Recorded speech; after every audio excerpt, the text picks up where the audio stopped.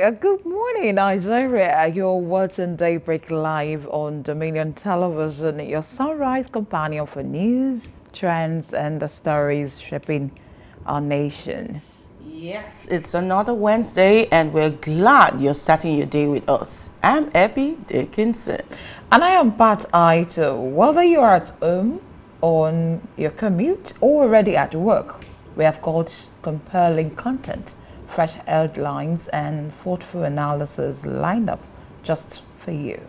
All right, coming up on today's show, we'll take a closer look at Lagos State's full enforcement of the single-use plastic ban set to take effect from July 1st, 2025. What does this mean for households, businesses, and our environment? Are we really ready for the change? And then a deeply troubling story in Ibadan. A white student tragically killed by a stray police bullet during a chase. We will unpack what happened, the outcry from the community, and what this says about policing standards in Nigeria. All right, we also bring you the big story today. We're diving into the further amendment bill that's reigniting controversy in Oyo State over the Council of Obas and Chiefs who hold the power, and why does it matter now? Then, it's the break news. We'll give you a quick bite of national and global updates, followed by the newspaper analysis and headlines and analysis, helping you to make sense of today's front pages. In sports, we're tracking the latest from the CAF qualifiers, plus a major update on Nigerian athletes heading to the Olympics. And in Trend Watch, we'll touch on viral moments and digital buzz.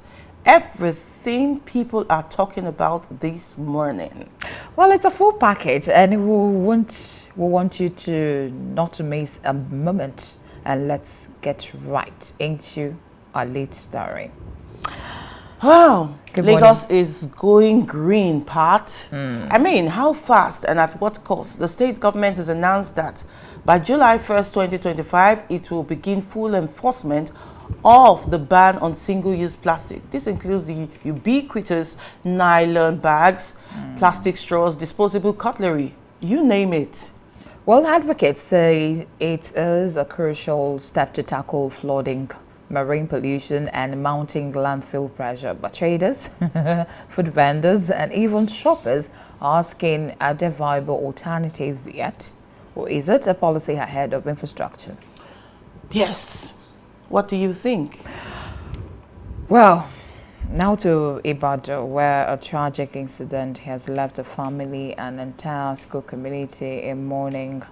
A police chase ended in chaos when a stray bullet fatally struck a WAEC candidate. All right, the candidate was said to be preparing for a paper that same morning.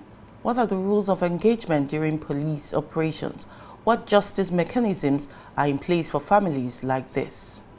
Well, You stay with us. It's Daybreak Live on Dominion Television, reaching you from Ibadan. all right, good morning.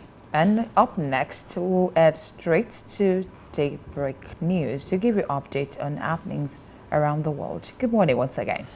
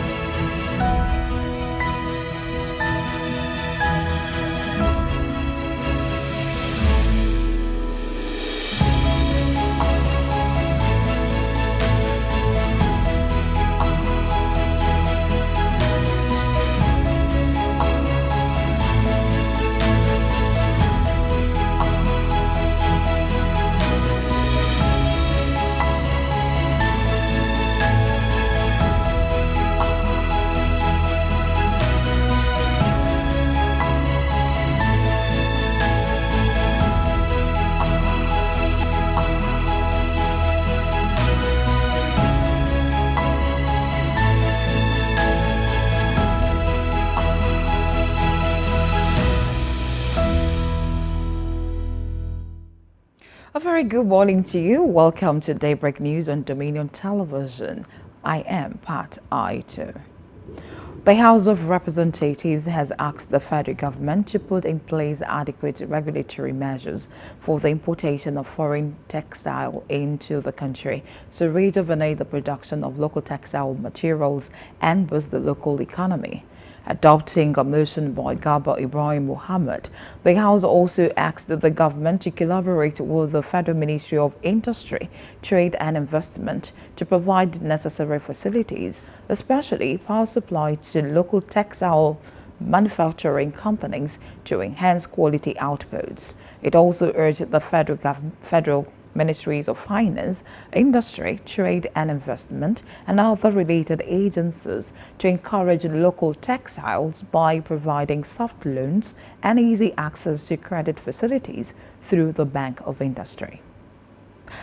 The Ministry of Housing and Urban Development has officially taken delivery of 753 unit housing estate formerly owned by embattled former Central Bank Governor Godwin Emefiele. According to the Director of Press and Public Relations, Ministry of Housing and Urban Development, Salisu Aiba, the property was handed over by the Economic and Financial Crimes Commission, EFCC, at the Ministry headquarters in Abuja. The Minister of Housing and Urban Development, Ahmed Dangiwa, however, praised the EFCC for its sustained commitment to asset recovery and anti-corruption.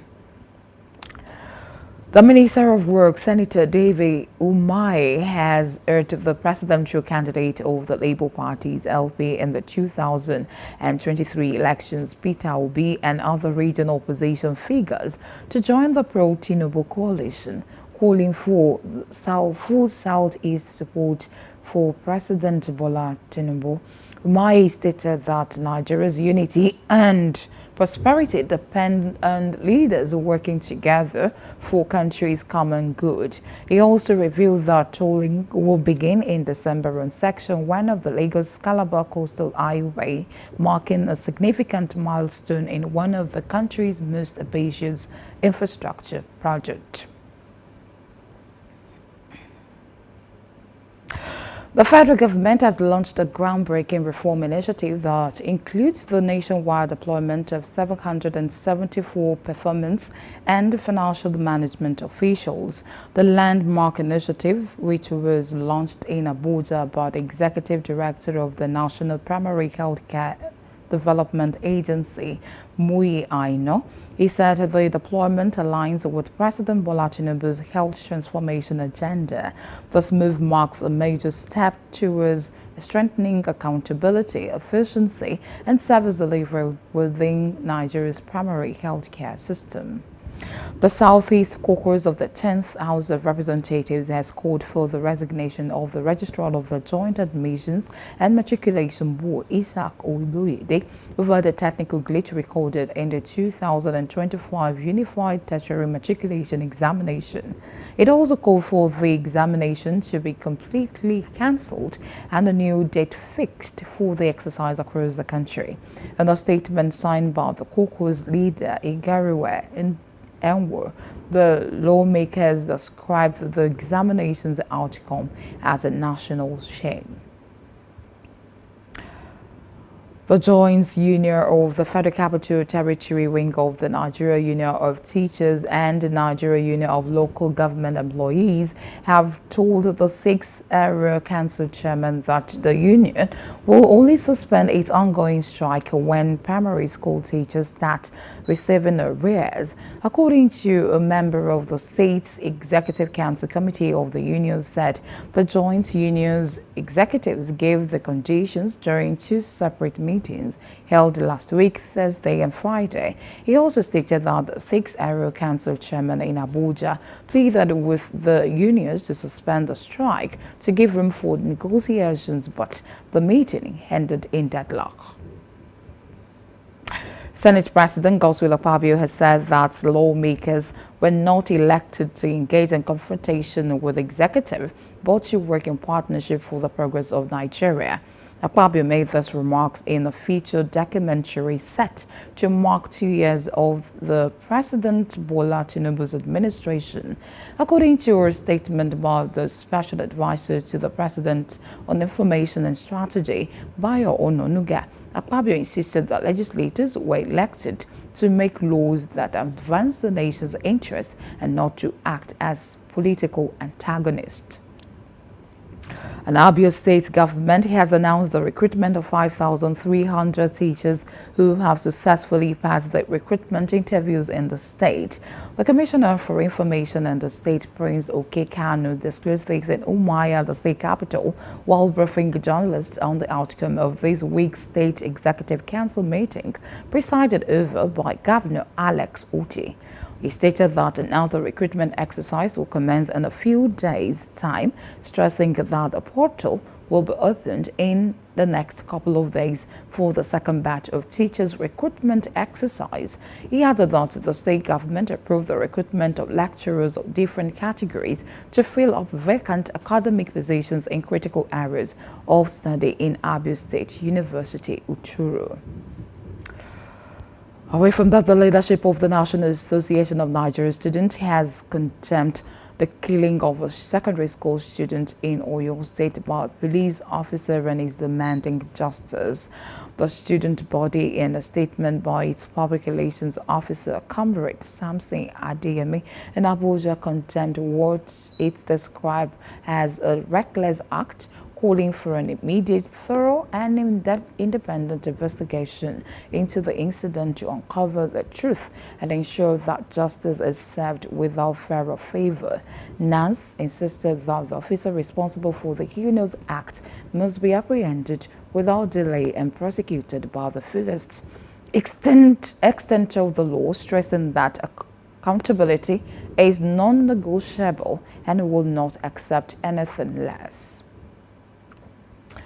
Members of the Trade Union Congress and the Petroleum Natural Gas Senior Staff Association of Nigeria, PENGASEN, has staged a protest at the Federal Ministry of Finance to demand payment of pension, allowance, arrears, and other emoluments for workers. The Secretary General TUC Nuhu Toro explained that the ministry withheld internally generated revenue of the Nigerian Nuclear Regulatory Authority, from which the monies were paid to the workers. Toro disclosed that through the permanent secretaries, the Minister of Finance had granted approval for payment, stating that the action will not be called off, but will only be suspended until Wednesday, 21st May 2025. And in business, the Monetary Policy MPC of the Central Bank of Nigeria, CBN, has retained the monetary policy rate at 27.50%, marking its second consecutive hold in 2025. This decision was announced by CBN Governor Olayemi Cardoso during a press briefing in Abuja following the conclusion of the MPC's meeting.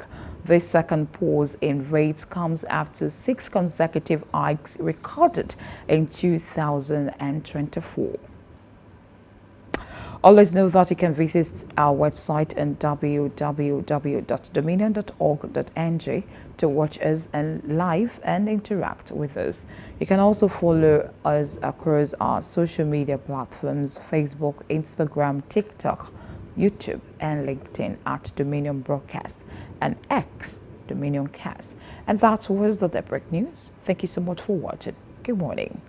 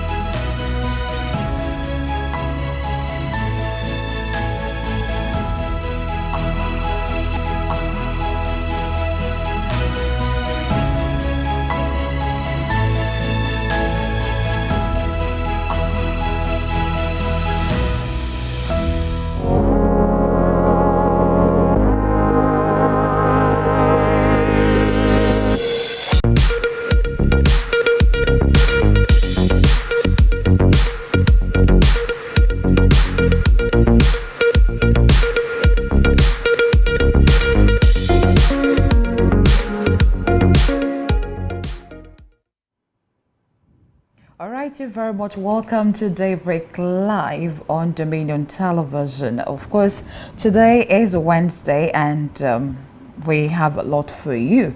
Of course, after the Daybreak news, we'll head straight to newspaper headlines and, of course, we'll analyze with our in-house analyst if case rises. Well, today, we'll begin with the Vanguard, and I'm not doing this alone. I have Abby in the building. Yes, I'm here with you, Pat. We'll do the newspaper review together. All right. Okay. Yes, the first word here, we'll start with the Nigerian Tribune. Tribune? Yes, we'll start with the Nigerian Tribune. We have this. Federal government to sell 753 unit housing estate recovered from Emefiele. With the riders, EFCC hands over estate to Ministry of Housing. Senate proposes separate agency to manage assets seized by EFCC, ICPC, Customs and others. And that's on page 2 of the Nigerian Tribune. And still on the Nigerian Tribune, we have this Ondo Amotekun rescues 10-year-old boy from child traffickers. Organ harvesters suspects arrested, and that's on page 3 of the Nigerian Tribune. And of course, from the Nigerian Tribune, we have this Lagos Calabar Coastal Highway tolling begins December. That's Umaye token that, as in saying that, and that's it comes with this rider. Says all Southeast governors support Tinubu. And still from the Nigerian Tribune, we have Time magazine names Dangote among world's top 100 philanthropists. Away from that, and we also have this protest as stray bullet kills WASC candidate in Ibadan. That's on page 2 of the Nigerian Tribune. And we have this Oyo Assembly OK's rotation of chairmanship of Arbors among Alafi, Olubadan shown, and with the rider, lawmakers from Oyo town stage walkout. Top of the Nigerian Tribune, we have the CBN retains lending rate at 27.50%, expresses concern about recent decline in crude oil prices, and that's the rider there. The last rider there says reassures public on banking sector stability. And lastly, from the front page of the Nigerian Tribune, we have compulsory voting bill unconstitutional draconian MBA, and rider tells NAS to discontinue process. Abby, over to you. All right, so away from the Nigerian Tribune, I'll take the stories on the Punch newspapers this morning. And the major story here says, May 29, Tinubu to review ministers' scorecards. With the rider, President may get ministers' new assessment report this week. Low-performing ministries under pressure. You can find the story on page 2 of the Punch newspaper. Also on the top left corner of the Punch newspaper, dollar outflow for fuel imports surged 119%. You find the story on page 29. Also, federal panel submits key report on census funding. You find the story on page 16. And states to draft new framework for local government autonomy. You can find this on page 2 of the Guardian newspapers. And on page 43, traditional council protest as Oyo Assembly backtracks. You find this on page 43. Also from the Punch newspapers, federal government to auction 753 duplexes seized from Emefiele, that is the former CBN governor. Also, we have the story from the Punch newspaper saying immigration mobilizes joint task force against terror threats. You find the story on page 20. Missing Lagos bankers' corpse found in morgue. Missing Lagos bankers' corpse found in morgue. You find the story on page 4 and 5. And also from the Punch newspaper, OPS faults MPC over 27.5% interest rate. This story is on page 29 of the Punch newspapers. Also from the Punch newspaper here, federal states to draft new framework for local government autonomy. Okay, I read that already. All right, Pat, what do you have? Well, away from Punch, we'll go to the Vanguard. And from the Vanguard newspaper comes this headline: padding.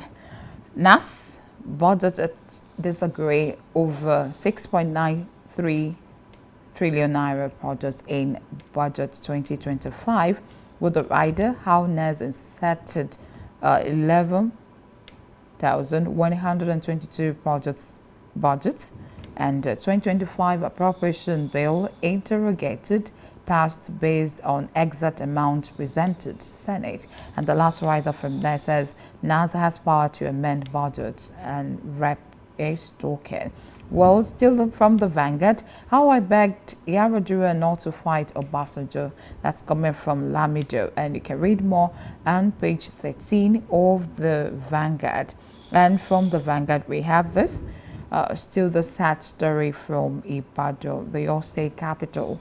Our stray bullet killed YX student during chase in Ibadan. And 2.9 million Nigerian children suffering from severe malnutrition. UNICEF is talking there. You can read more on page 13 of the Vanguard. And still from the Vanguard, at the top corner side of the Vanguard, we have this 2027 5 Southeast governors with Tinubu Umahi, Minister of Works is talking. And still this one from page 26, Time magazine names Aliko Dangote among top 100 philanthropists worldwide. And we have UTMA result due to human error, not technical glitch. Reps talking that. The last one from the Vanguard here, Visco's performance in power supply disappointing. Federal government. Read more on page 19 of the Vanguard. Away from that. All right, Pat. So, I mean, the story of the WAEC student killed by stray bullet is all over the place, and it's really saddening. I mean, if you look, the Oyo State Police Command has actually, issued a press release as regards to this, telling, the public what really transpired that day. I mean, it's really sad. I don't know, if we look at it now, who are we to blame? Are we to blame the father, that's the driver of the Honda, or the police who shot, aiming at the tires, but, a stray bullet had to hit the boy sitting behind. And that's the footage shown to you over there. I wish we can have, we can watch that again to see how it happened. Yeah.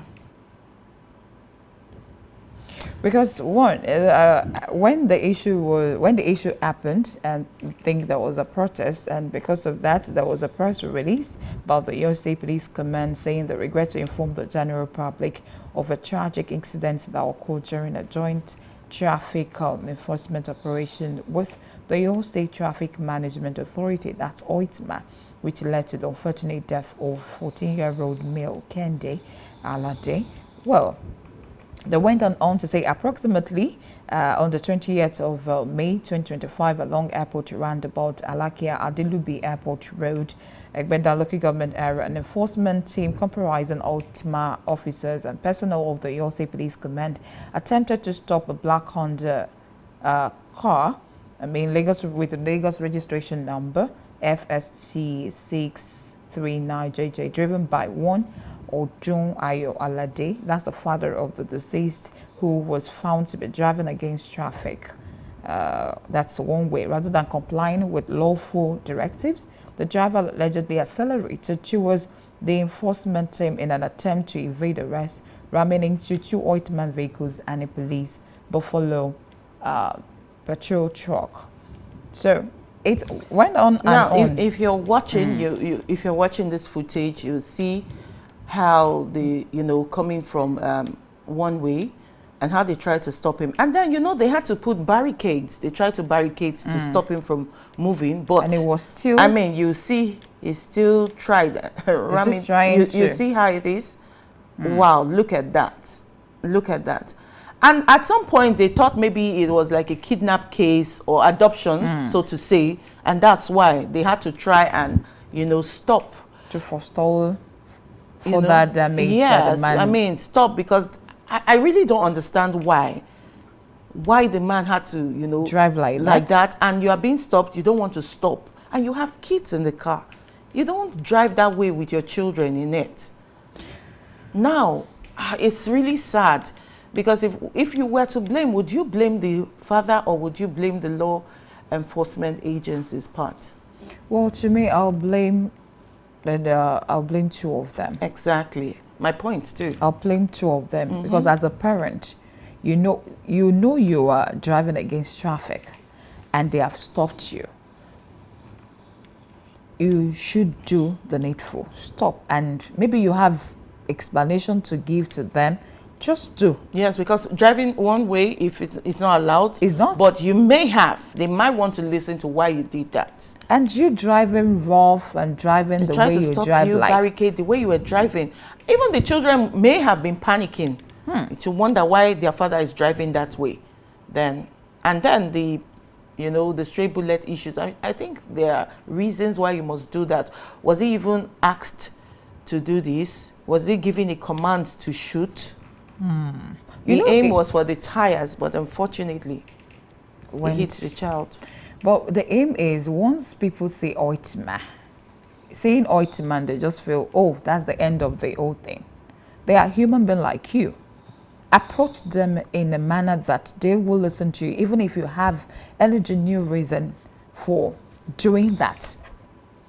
No, it costs a life. A life. A young life, a budding life. 14-year-old. Kehinde Alade. The Commissioner of Police has ordered comprehensive investigation into this incident, led by the Deputy Commissioner of Police in charge of the State Criminal Investigation Department, that's the State CID. The officer responsible for the discharge of the firearm has been taken into custody along with other members of the team and is cooperating fully with ongoing investigation. The commander assures the public that the process will be transparent and the findings will be made public. All right, prayer with the family this time, and may the gentle soul of the boy rest in peace. Amen. All right, back to a newspaper review here on the front pages. This will go to these day newspapers, where it says, putting Oti Mba on the spot, Umahi claims all Southeast governors are supporting Tinubu for 2027, and it has the riders. PDP caucus in region formerly represent Ude Okoye for National Secretary threatens to pull out if rejected. Udenwa insists forces behind Anya will not be bigger than them. Deputy National Chairman promises party will discuss their resolution submitted to NEC.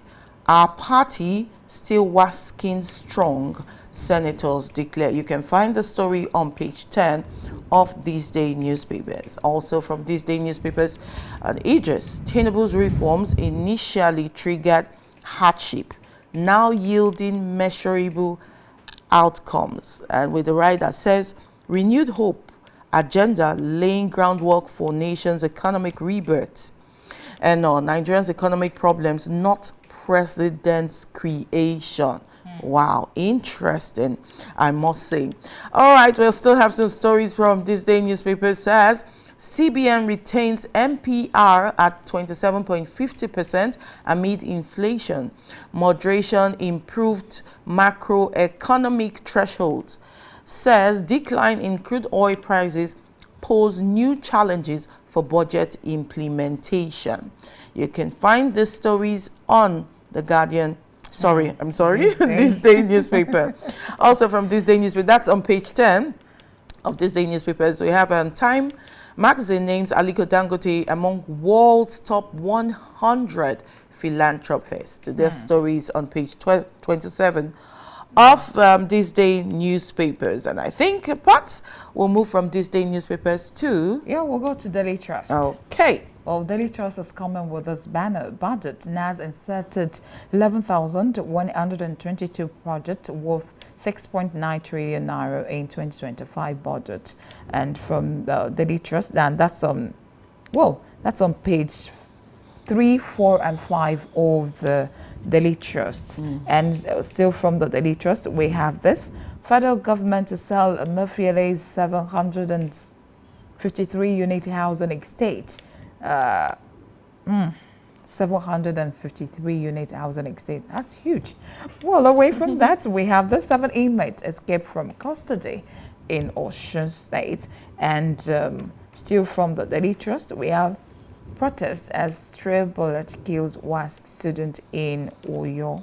And from the Daily Trust, we have 2027 PDP senators give conditions for coalition.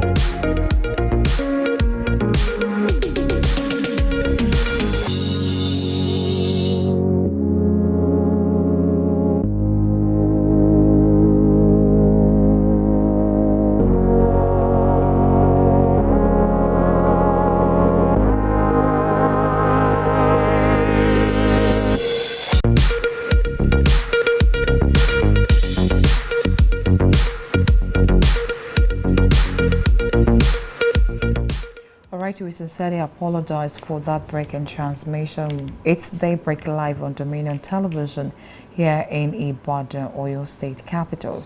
And of course, we're at the newspaper headlines and analysis before that happened. Moving on now, we'll have go straight to Daily Trust, and that Daily Trust comes with the budget. NAS inserted 11,122 projects worth 6.9 trillion naira in 2025 budget, and the federal government to sell the Emefiele's 753 unit housing estate. And from Daily Trust as well, we have 7 inmates escaped from custody in Osun.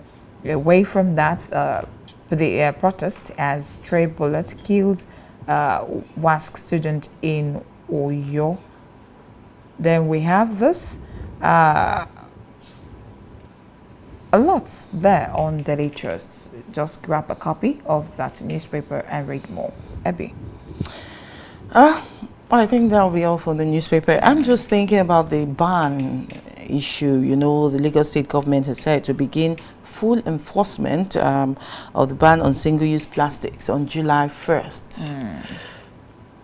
I mean, they're attributing, I mean, this is coming from the Commissioner for Environment, Tokunbo Wahab, put this on X and says that, you know, the state government has been intentional and strategic, you know, for about 18 months on dialogue with stakeholders. Reactions have come here and there, especially from the buyers and users.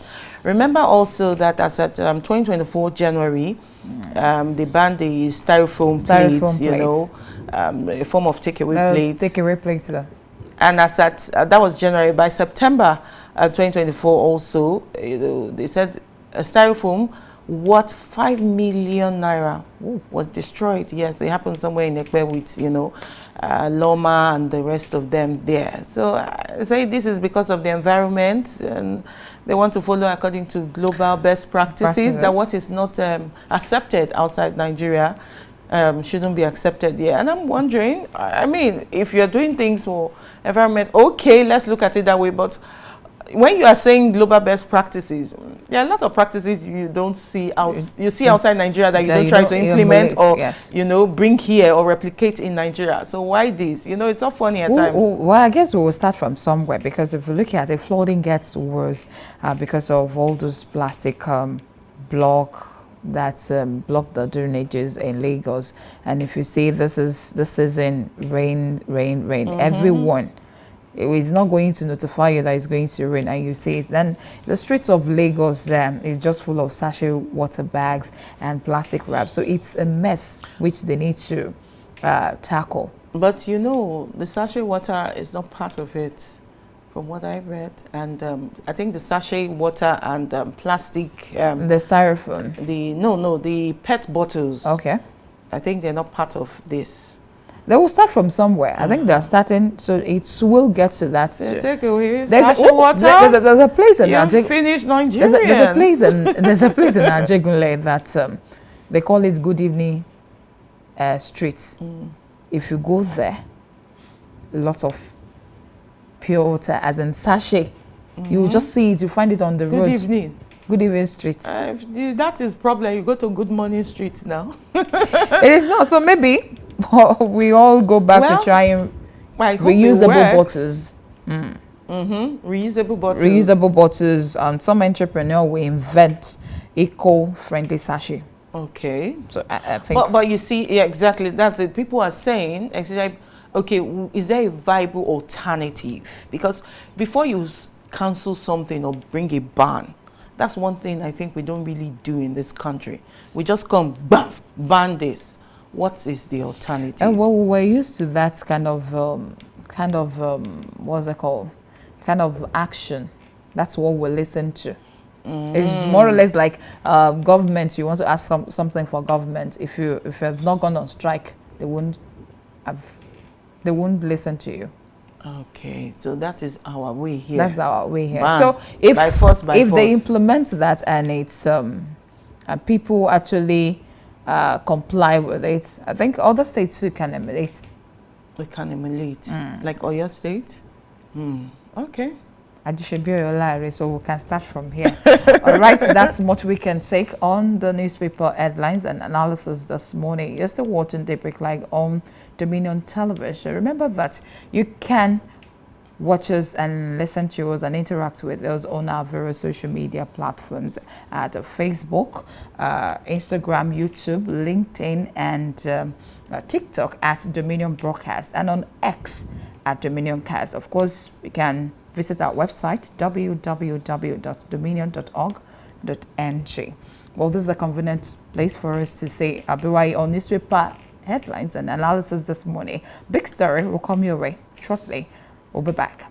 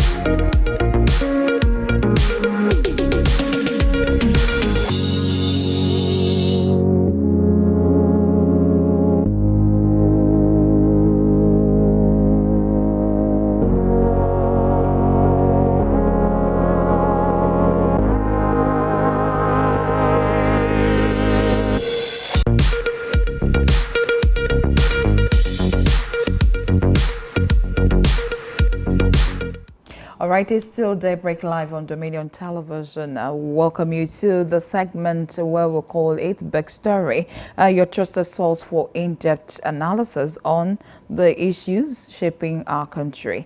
I am Pat Aito and saying good morning once again. We'll dive deep into a matter that's captured national attention. And of course, we'll unveil our guest to you when the time comes via Zoom. Of course, Nigeria's anti-corruption efforts have been largely championed by agencies such as the Economic and Financial Crimes Commission, EFCC, and the Independent Corrupt Practices and Other Related Offences Commission, and other specialized bodies. However, a newly proposed bill seeking to strip those agencies of key powers has sparked intense public debate and institutional concern. Meanwhile, this discourse explores the implication of the proposed legislation, the motivation behind it, and the potential impact on the country's anti-corruption landscape. Joining me on Big Story to extrail the discussion we have today is Mr. Soji Ajibola, a seasoned journalist. Good morning. Hello, good morning, Mr. Ajibola. Good morning. Good morning. Can you hear me? I'm hearing you. All right. Good morning. How are you this morning? I'm fine. Oh, I can feel that from your voice. So let's begin the story. Today we're looking at the bill seeking to propose the agency, to reduce the power. So the big story begins on the note of you giving us a brief overview of this proposed bill and what it aims to change about the power of the EFCC, ICPC, and other anti-graft bodies. Okay, thank you, Senator. When you look at the two agencies, when they were formed, there's motives behind it. It to checkmate the corrupt practices among the politicians, water police, and the rest of Nigeria. Okay. But now, proposing another bill, reducing their power, what would that cause? Are we encouraging corruption? Now, even with the power they have presently now, people are still complaining that now reduce their power. And now reduce their power to encourage corruption, to encourage other related activities among both the politicians and the public. I don't think it is in the best interest of Nigeria. Even though EFCC and ICPC, they have their lapses, they have their own lapses. Many are seen it as a weapon being used to harass. See, so what is happening? There is a party I mentioned it. The moment you cross over to that party, regardless of the offenses that you have committed, they will say that go and say no more. The thing with that, people are down. People still have trust. The public still have trust in the agency. If not for the agencies, I wouldn't know what will have happened in this country. Even with the agencies, you see that the degree of corrupt practices among politicians and people in other public offices is on increase. But even at that, it should remain. Rather than reducing their power, whatever you say, I think they should even be encouraged to do more. When you travel abroad now, you see the way they treat Nigeria because of the reported cases of corrupt practices. You see them say, oh, green passport, line up there.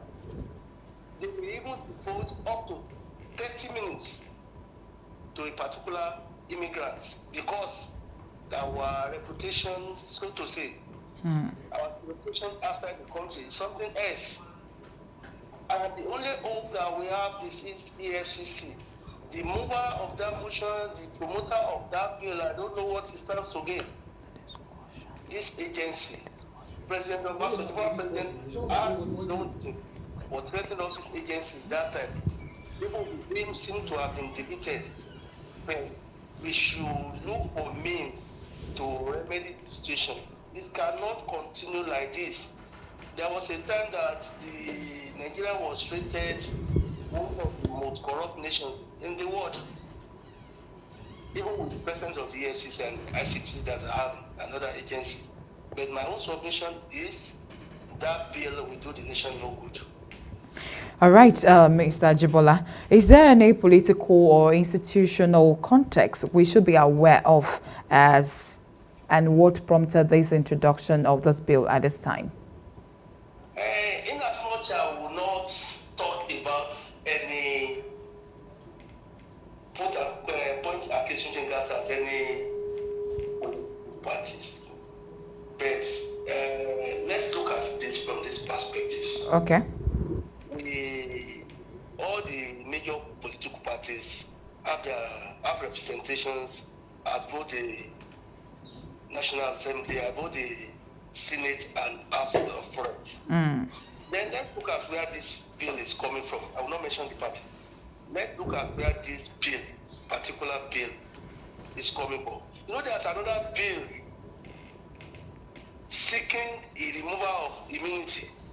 If you still remember, agree with me that they should remove immunity. But this same House, this same National Assembly opposed that bill because many of them don't want to be probed. If your hands are clean, you don't need to be weary of the activities, to be afraid of the activities of the EFCC, neither EFCC or ICPC. But let's look at the sponsors of that bill. Okay. Let's look at where is it coming from. Let's look at whether he has any political agenda towards moving that bill. But all I know is that if the bill will not serve the interests of the nation, it's going to be dead on arrival. We've seen so many bills like that that will never see the light of the day. I'm sure that bill will be subjected to public hearing, stakeholders engagement. Why can't you wait till then? But if eventually, I disagree with people that the present members of National Assembly that we're having today, they are rubber stamp. I disagree with people with that opinion. But all I know is that whatever power they want to whittle down, let's look at it. You know, there are so many powers. Some will say, okay, they should not carry arms, they should not do this, should not do this. Okay, even in that regard. But reducing their power, there's another bill seeking that all the agencies should merge together as one. All the anti-grafts should be merged together as one. Well, if that will serve the interest, but the way I look at it, their functional function is different. What ICPC is doing is different from what EFCC is doing and other anti-grafts. So that way. But in Nigeria, we read politics into everything. So we say, oh, the sponsor of the bill is APC. I don't know which sponsor it is. I don't want to know the party. And I will say, oh, it's because it's a PDP, it's the boss, he has perpetrated crime, this and that. But why they are there to serve the interest of their constituents, not their own personal interest. All right, Mr. Ajibola, let's look at it from the angle of the legal aspect.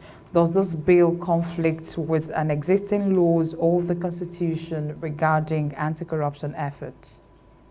The bill, the proposed bill, if there's conflict between that bill, because I'm sure that the mover of the bill is learned enough to know, if it conflicts with the existing law, if it conflicts with the existing law, then the bill is going to be dead on arrival. Because whatever bill, whatever law you are amending, you must have a superior argument. Look at whether the existing law is faulty. Look at the existing law, whether it's not serving the general populace. Look at the existing law, whether there are some things that need to be addressed, as at the time it was enacted, that were not addressed.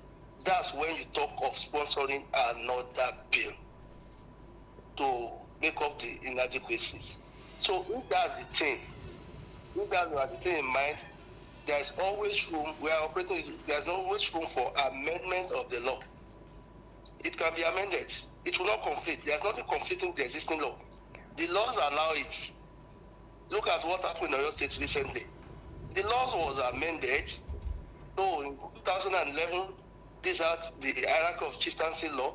And only yesterday, the law was So the bill was passed that, okay, let number 3 be number 1, number 1 be number 2, and number 2 be number 3. So the laws allow that. I don't see any conflict there, my sister. I don't see any conflict there. Okay, if you do not see any conflict there, what will be the implication for the separation of powers and the independence of the anti-graft institution if this proposed bill passes?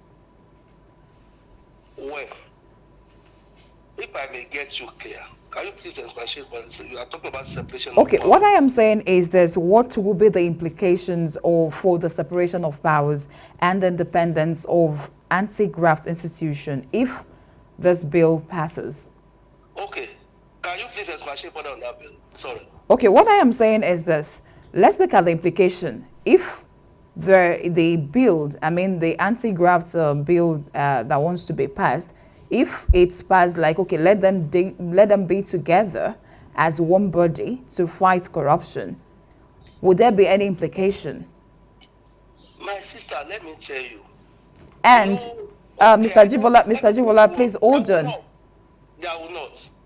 Take for instance now, when we are talking about duplication of power, man resources, you know, there are some agencies, not only agencies, there are some ministries in Nigeria today. They are performing the same functions. They are performing the same function. When you look at EFCC, when you look at ICPC, we've seen an instances that EFCC will hold you with the same offense that ICPC will hold you for. Why duplication of function? If having a joint anti-graft body will reduce manpower, save costs, and so many other things, and will become effective, let it be. Are you with me? I'm with you. Okay. One is Independent Corrupt Practice and Other Related Offences Commission, corruption. One is Economic and Financial Crimes Commission, EFCC. Okay, if now said, okay, EFCC has done is handling financial aspects, but you discover that the same thing that the EFCC is doing, ICPC is doing the same thing, maybe in another dimension. Hello? Hello, I can hear you, Mr. Jibola. Bringing them together, and they will be more effective, more efficient, save cost, save manpower. I think that bill is okay. But if there is any other motive, I totally disagree.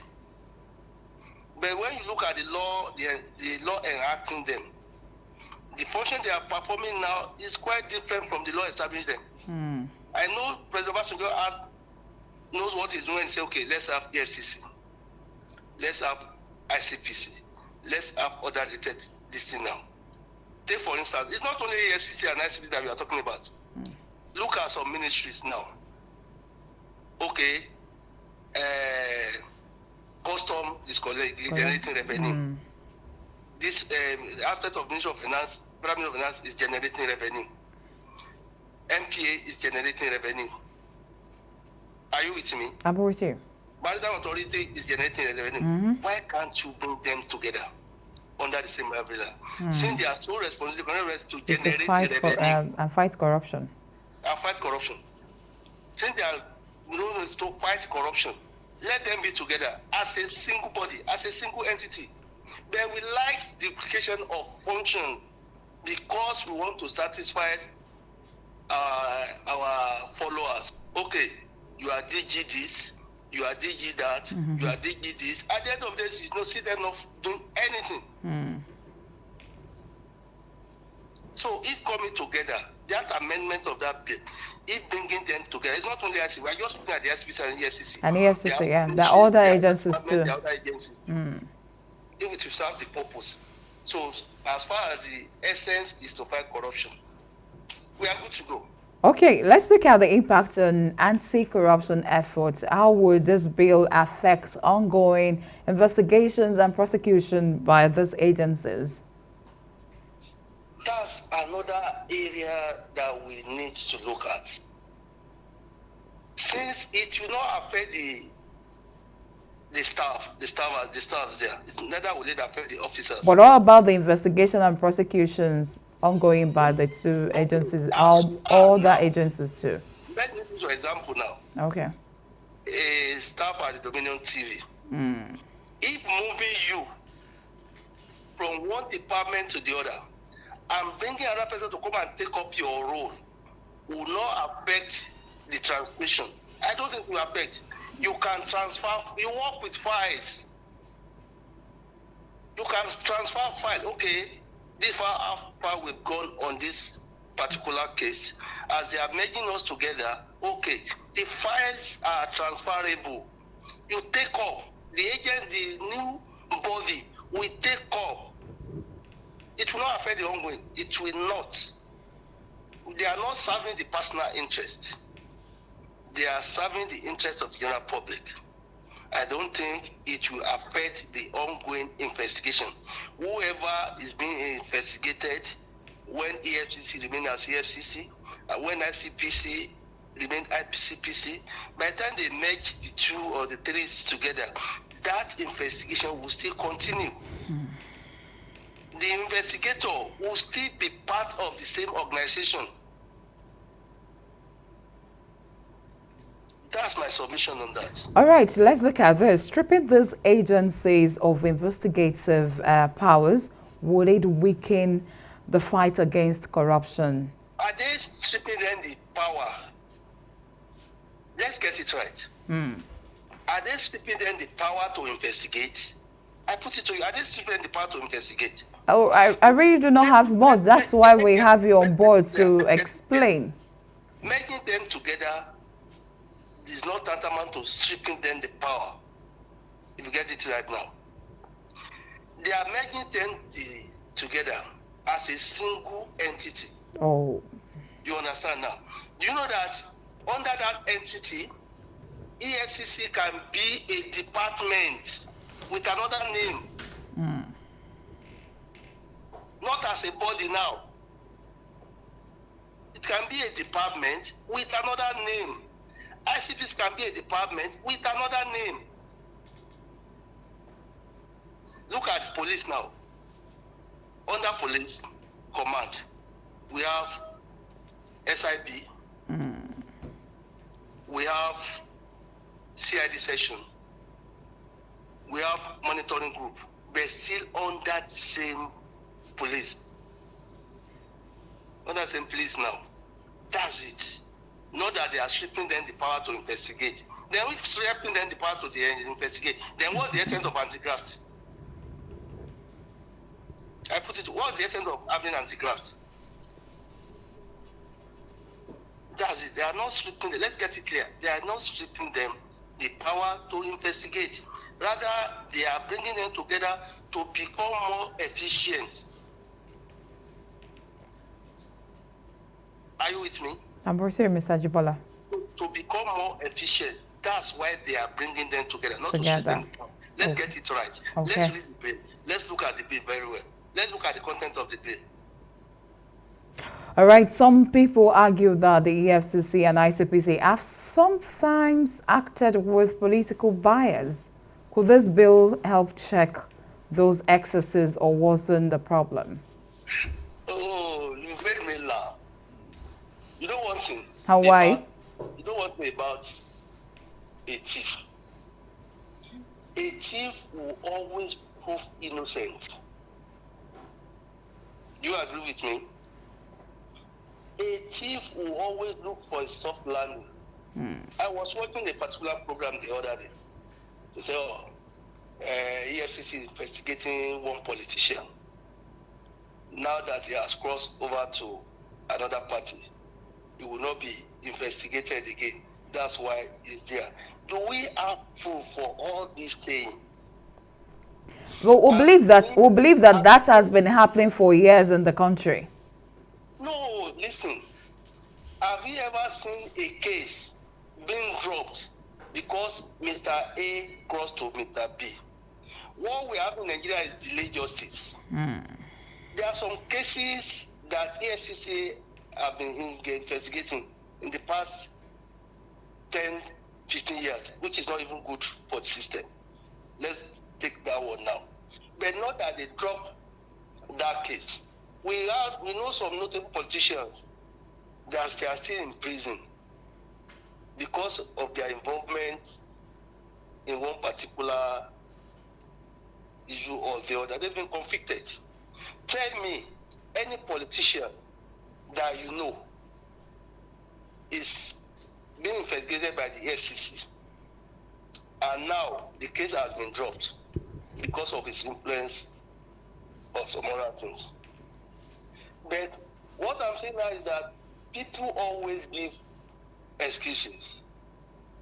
Oh, if they do this now. You know, there was a time that they said EFCC and ICPCs are being used as instruments to coerce politicians. That they are being used as instruments to intimidate.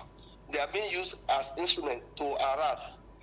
Tell me any of these people that is presently having their cases before EFCC, that they are proved innocent and they are still holding them. But one thing we don't understand with the operation of the FCC and EFCC and ICP is that we always want them to keep on informing people about the progress they are making.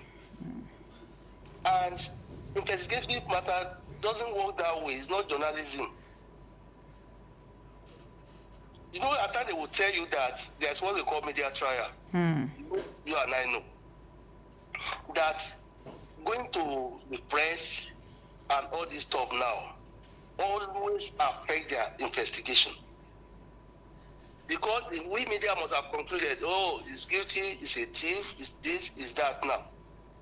But EFC will tell that we have to take our time. Have you ever seen a lawyer or a police officer being molested in courts because he or she does not prepare well? You see the way judges harass them. It's better for you to take your time and carry out your investigation. All right. Than to go out and be embarrassed. All right. So I don't believe that they are being used as instruments. Okay.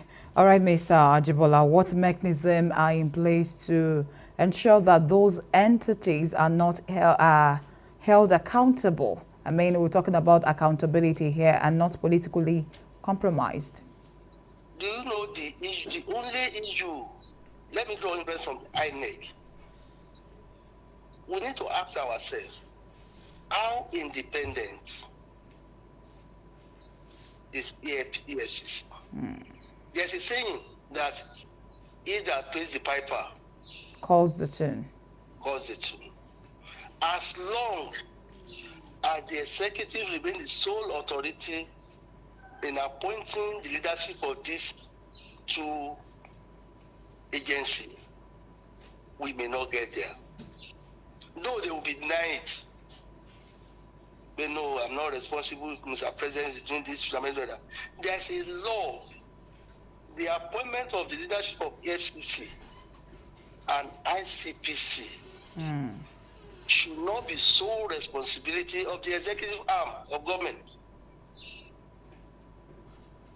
The moment we get it right, the moment we amend that law and make them truly independent, we'll start to get results. All right, Mr. Ajibola, because of our time, way forward, what should civil society and the public do in response to this bill? You've taken us to another, the civil society. How civil are the civil society that you are talking about? We have less than 2 minutes. So the civil society should go back. We should have the civil society of age that can stand up to the government, tell them where they are wrong. Okay. They should be able to stand up to the government, tell them they are wrong, stand by their facts, but standard has been compromised. Civil society are now dining and whining. Somebody will tell you during the time of Jonathan, we know what civil society did. Then we are the so-called civil society now. We should all be alive to our responsibility. We should all be able to question the National Assembly. They are our representative here. Okay. Call them with order if they are doing anything wrong. Recall where necessary. I'm not talking about political recall. If you are not serving the purpose, we'll recall you. All right, thank you so much, Mr. Soji Ajibola, a seasoned journalist. Thank you so much for sharing your thoughts on this discussion this morning. Thanks for the honor. All right, thank you so much. And that's, thank you so much. Have a great day. And you too. Thanks. All right, bye. And as the bill progresses through legislative scrutiny, it poses a critical test for Nigeria's commitment to transparency, accountability, and good governance. Well, that was big story on Dominion Television, your channel of choice this morning, where truth meets clarity and insight drives action. We'll move on to next segment on Daybreak Live. Stay with us. Don't go anywhere.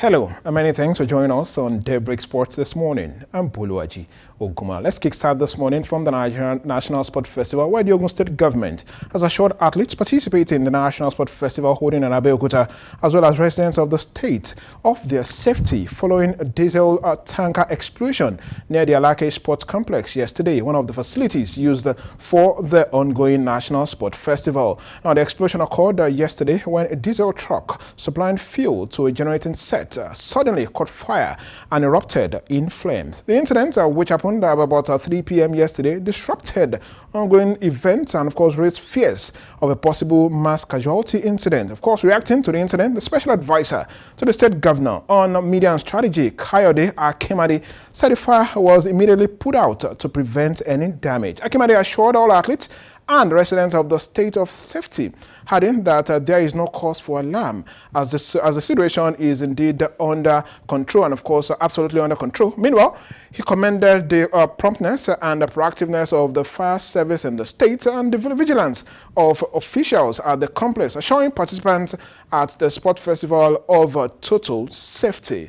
I'm still talking about the sport festival this morning. Our Team Oyo have been enjoying their time over there in Abeokuta, I must tell you, as they continue to reckon medals. Well, according to the latest medal standing from the authorities, they're claiming that, well, according to them, we have 4 gold, but I can confirm this morning that we now have 7 gold, 6 silver, 7 silver, 7 gold rather, 6 silver and 10 bronze medal, and we have a total of 23 gold medal at the moment, and that's according to our reporter Annabelle Enahoro, who has been feeding us with news. I'm informing that the likes of Lawar Ofiat won gold for Team Oyo, 3 gold for Team Oyo. William Grace and Hussein Bukola in the darts event won gold as well. Oluwatobiloba Ishola won silver and bronze medal also in weightlifting, different categories. Haruna Usman also in taekwondo, Haruna Kudurat also in taekwondo, Eka Rosemary in weightlifting, and of course a whole lot of athletes. Atewe Victory also in Kung Fu event won bronze medal for Team Oyo as well. Akenkome Joshua won silver in the Kung Fu event for Team Oyo. Ajibade Kodri, the likes of Ajibade Kodri, Okeya Temple, Sofohan Abiodun, Aziz Abbas, Yekin Tawakalitu all won bronze medal in the cycling mixed relay. Yekin Tawakalitu, Doris Olawale Peace, Alabi Oluwayemisi all won bronze medal for Team Oyo in the cycling women team 3-kilometer pursuit. Taiwo Osijo yesterday in the weightlifting category won 3 gold medals for Team Oyo. Taiwo Liadi in weightlifting also won 3 silver for Team Oyo, and of course Ali Ibrahim in taekwondo event won silver for Team Oyo. I mean, it's been a fantastic outing for Team Oyo, I must say. Away from the festival, let's talk about the President Federation Cup this morning, where Rangers will be without 3 key players for their President Federation Cup semi-final clash with Kwara United holding today. The players are Ejike Ugochukwu, Kingsley Madufuro and Hilary Ake. And the players have been ruled out due to various degrees of injury. Now, the trio were not part of the traveling party for the semi-final encounter holding today. Rangers and Kwara United will do battle at the Mobile Johnson Arena, Onyekon, Lagos today, while in Abuja, of course, would have the second one. But let me inform that Rangers have lifted the President Federation Cup title 6 times in the past. Second semi-final is between Abakaliki FC and Ikorodu City, and that game will be played at the Buhari Stadium in Abuja. Of course, we wish all of the teams participating in that tournament all the very best. Away from the President Federation Cup this morning, let's talk about the under-20 team of Nigeria. The Flying Eagles of Nigeria yesterday returned to the country from the just concluded 2025 Africa Under-20 Cup of Nations. Ali Zubair's team came 3rd in the competition hosted by Egypt. Nigeria defeated the Young Pharaohs 4-1 on penalties in the third-place match decided on Sunday. The 7-time champions also earned a ticket to this year's FIFA Under-20 World Cup Finals taking place in Chile later on this year. The contingent flew back to Abuja yesterday afternoon. Of course, they will go on break before resuming later on for preparations for the forthcoming FIFA Under-20 World Cup holding in Chile. Well, away from that this morning, let's head straight to England. Of course, before England, let me inform you that the Flamingos, of course, their coach released, the Falcons coach, Justin Madugu, released a list of players that will be taking part in the match. Of course, that will be taking part in the African Cup of Nations for Nigeria, for the women. And of course, on your screen, you have all the players that have been invited for that one. Chiamaka Nnadozie, Linda Jokode. We'll also have Rasheedat Ajibade, Deborah Abiodun, and a long list of players invited by Justin Madugu, the coach of the Falcons of Nigeria. From there, let's move straight to Europe, where Kevin De Bruyne played his last home game for Manchester City yesterday as they won 3-1 against Bournemouth Football Club to close in on a top 5 finish. Manchester City manager Pep Guardiola broke down in tears as Kevin De Bruyne waved goodbye to the Etihad Stadium following his final game in front of the fans. Former Premier League champions have decided not to renew Kevin De Bruyne's contract, which expires this summer. This means that the 33-year-old will leave as a free agent, after a decade at the club where he won 6 league titles and a Champions League trophy. But that wasn't the only game I played yesterday. Crystal Palace were also in action yesterday as well. Of course, but then Crystal Palace game yesterday, 4-2, they won against Wolverhampton Wanderers. Well, moving on this morning. And of course, the stage is set for an all-English Europa League final between Tottenham Hotspur and Manchester United. The Europa League final will take place in Bilbao tonight at 8 p.m. Tottenham had defeated Bodo Glimt in the semi-final encounter earlier this month, while Manchester United knocked out Atletico Bilbao from the competition. Tottenham head to this game after losing 2-0 against Aston Villa in the Premier League in the last game. The Red Devils United, on the other hand, lost 1-0 against Chelsea in the Premier League last Friday. Now, both Tottenham and Manchester United have endured terrible Premier League campaigns this season, and they are down the ladder.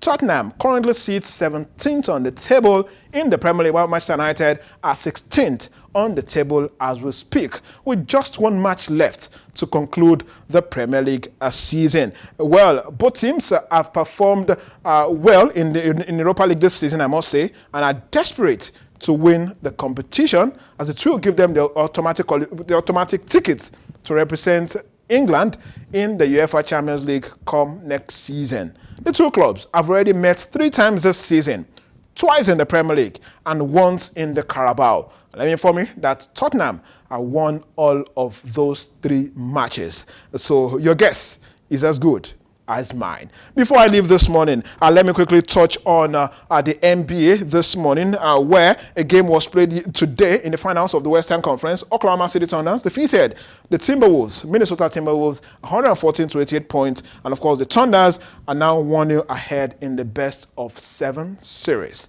And that's sports this morning on Daybreak Sports.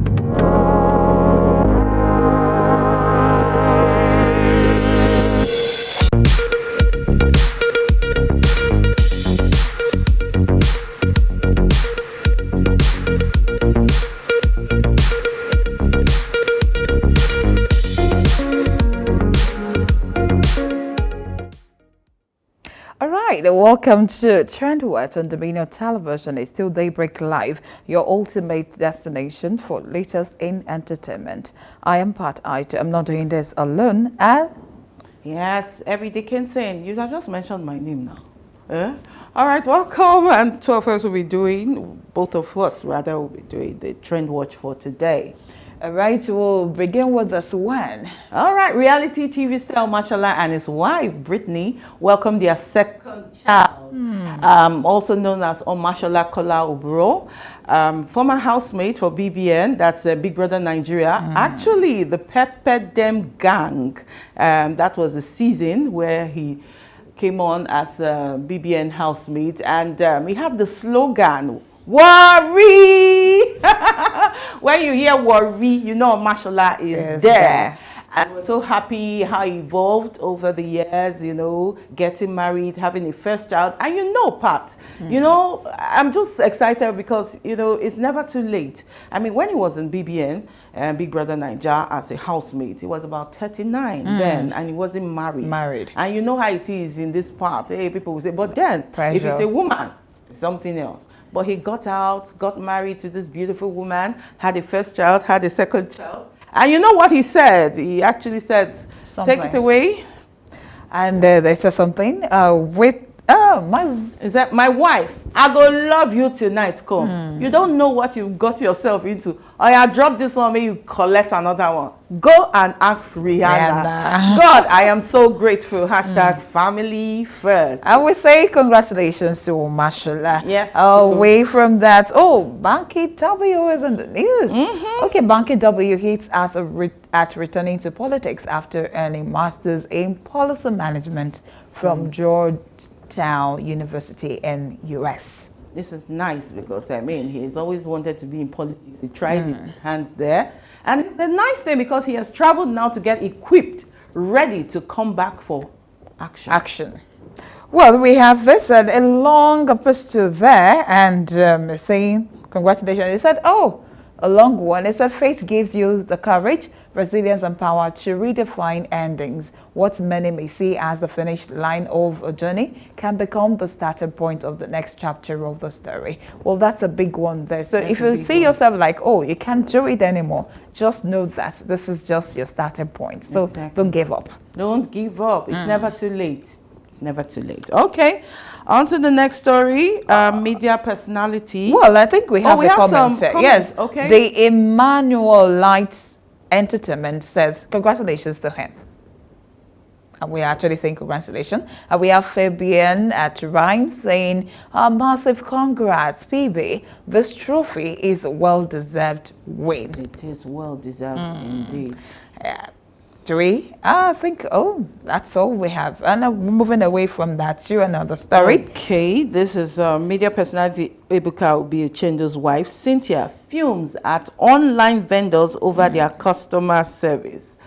Okay, there's a lot she had to say. She had to rant a bit. She says, never too early for a rant. Some Instagram vendors and their customer service. I select a few items and ask for the total cost with delivery. Instead of calculating and sending me the full amount, they expect me to add it myself and make payment. Who does that? I've not seen what's high. All right, it goes on, Pat. It goes on to say. And isn't it the job of the seller to give the total amount of what I'm buying, or am I running? No, you are not. You're not. You're not at all. Actually expressing yourself, because sometimes you want to buy something, and some people will even tell you that they're online customers like that. I mean, they want to buy something, and next thing is what you are picking on delivering day, you would see something else. All right, it says, please, if you own a business, do better. Clearly, things are tough for everyone. If I'm spending my hard-earned money, exactly, no matter how small, I expect quality service. It's true.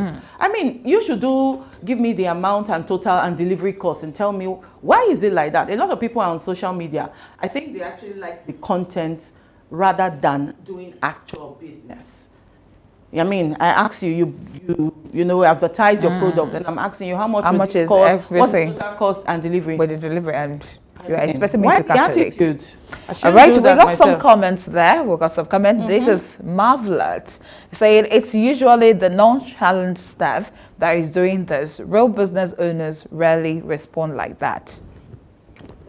Exactly like I said. Well, real I agree business with owners. that. I agree with that. Totally agree. And we have some more comments there. Chi Marama says, someone has to say it. I'm doing you a favor by trying to patronize you. And you carry market scope. All right, more comments coming there. in, and we have this. Ogenegaga _Ogenegaga_ says some vendors are more focused on making content than actually selling and managing the business, like what you rightly said. Exactly. Okay, do we have some more comments there? This is the last one. Samuel Fabuja says, how are you supposed to know the cost of delivery, sef? You they do logistics business. Question indeed. All right, this is a convenient place for us to say Albiwai on the program Daybreak Live on Dominion Television. Thank you so much for being part of us. We appreciate you so much. Do well to join us tomorrow morning for another fresh episode of the program. My name is Pat Aito. All right, have a wonderful day. Thank you so much, people, for your time on this Wednesday. Not forgetting, tomorrow is another interesting edition of Daybreak Live.